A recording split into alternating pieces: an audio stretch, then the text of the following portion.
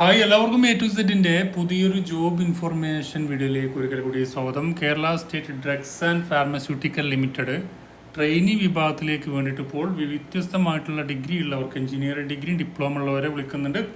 നല്ലൊരു അവസരം തന്നെയായിരിക്കും. തുടക്കക്കാരായിട്ടുള്ള ആൾക്ക് ഈ ഒരു കമ്പനിയിൽ ജോലി നേടാൻ ആഗ്രഹിക്കുന്ന ആളുകളുണ്ടെങ്കിൽ ഇപ്പോൾ അപേക്ഷിക്കാം. CMD വഴി, സെൻറ്റർ ഫോർ മാനേജ്മെൻറ്റ് ഡെവലപ്മെൻറ്റിന് കീഴിലാണ് ഈ ഒരു അവസ്ഥ. അതുവഴിയാണ് ഇതിലേക്ക് അപേക്ഷിക്കേണ്ടത്. നമുക്കിതിൻ്റെ ഡീറ്റെയിൽസ് എങ്ങനെ നോക്കാം.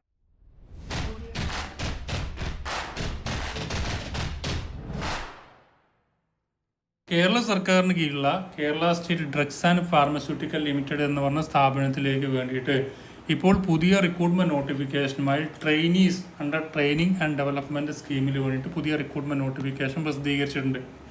12/2/2025 മുതൽ 21/2/2025 വരെ അപേക്ഷിക്കാൻ പറ്റുന്ന ഈ ഒരു പോസ്റ്റുകളിലേക്ക് ഇപ്പോൾ നിങ്ങൾക്ക് ഓൺലൈനായിട്ട് CMDയുടെ ഒഫീഷ്യൽ വെബ്സൈറ്റ് വഴി cmd.kerala.gov.in എന്ന് പറയുന്ന ഒഫീഷ്യൽ വെബ്സൈറ്റ് വഴി നിങ്ങൾക്ക് അപേക്ഷ സമർപ്പിക്കാൻ കഴിയുന്നതാണ്.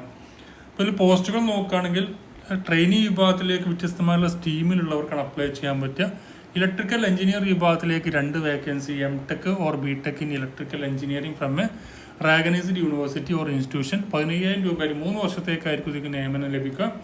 15,000 രൂപയായിരിക്കും മന്ത്ലി ലഭിക്കുന്ന, ഫസ്റ്റ് ഇയർ ലഭിക്കുന്നത്. സെക്കൻഡ് ഇയർ 17,000 രൂപ, തേർഡ് ഇയർ 20,000 രൂപയായിരിക്കും നിങ്ങൾക്ക് ലഭിക്കുന്ന വേതനം. പിന്നെ ഇൻസ്ട്രുമെൻറ്റേഷൻ എഞ്ചിനീയറിംഗ് വിഭാഗത്തിലേക്ക് 2 ഒഴിവുകൾ, മെക്കാനിക്കൽ എഞ്ചിനീയറിംഗ് 2 ഒഴിവുകൾ, കെമിക്കൽ എഞ്ചിനീയറിംഗ് 4 ഒഴിവുകൾ, കമ്പ്യൂട്ടർ സയൻസ് 2 ഒഴിവുകൾ. അതിലേക്ക് MTech BTech അതിലേതെങ്കിലും ഒന്നുണ്ടായിരുന്നാൽ മതി.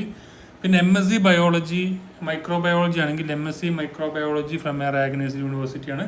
പിന്നെ MPharm ഓർ BPharm ഉണ്ട്. പിന്നെ MBA, അതിലേക്ക് MPharm BPharm ഉണ്ടായിരിക്കുക.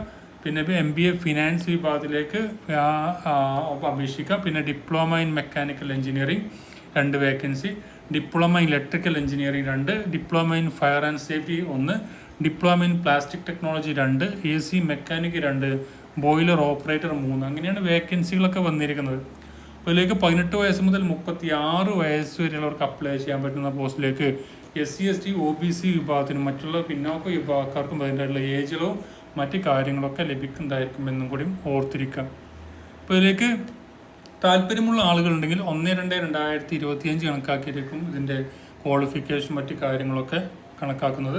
അപ്പോൾ താല്പര്യമുള്ളവർക്ക് ഓൺലൈനായിട്ട് അപേക്ഷിക്കാം. ഓൺലൈനായിട്ട് അപേക്ഷിക്കേണ്ട ലിങ്കും മറ്റ് കാര്യങ്ങളൊക്കെ താഴെ കൊടുക്കുന്നത്, അതുവഴി നിങ്ങൾക്ക് അപ്ലൈ ചെയ്യാൻ പറ്റുന്നത്. അപ്പോൾ മാക്സിമം ഫ്രണ്ട്സിലേക്ക് ഷെയർ ചെയ്യുക. ഡെയിലി ജോബ് അപ്ഡേറ്റ്സ് ലഭിക്കാൻ എൻ്റെ പ്രൊഫൈൽ ഫോളോ ചെയ്യുക. Thank you for watching. Have A nice day.